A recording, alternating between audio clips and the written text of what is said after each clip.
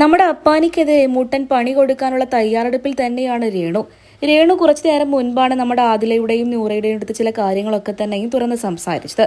അതായത് വിശദമായി പറയുകയാണെങ്കിൽ നമ്മുടെ രേണുസുതി ഇപ്പോൾ സംസാരിക്കുന്നത് ക്യാപ്റ്റനായ അപ്പാനെ കുറിച്ച് തന്നെയാണ്. അപ്പാനിക്ക് ഞാനൊരു പണി കൊടുക്കുന്നുണ്ട്, എന്തായാലും ലാലേട്ടൻ വരട്ടെ.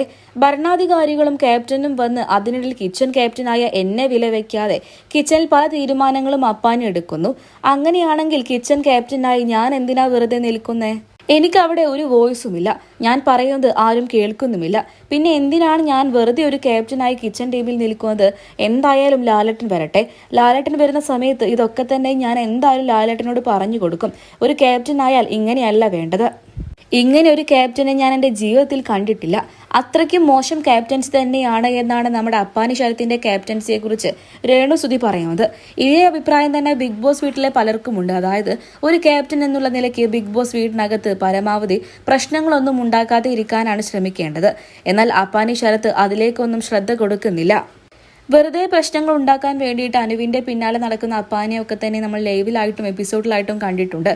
എന്തായാലും അപ്പാനിയുടെ വളരെ മോശപ്പെട്ട ക്യാപ്റ്റൻ ഇനിയെങ്കിലും അവസാനിപ്പിച്ചേ പറ്റൂ എന്നുള്ള മട്ടിലാണ് നമ്മുടെ രേണുസുതി. എന്തായാലും ലാലേട്ടൻ വരുന്ന സമയത്ത് നമ്മുടെ അപ്പാനിക്ക് വലിയ പണികൾ തന്നെ കൊടുക്കാനുള്ള തയ്യാറെടുപ്പിലാണ് രേണു. എല്ലാം കണ്ടു തന്നെ അറിയാം നമുക്ക്.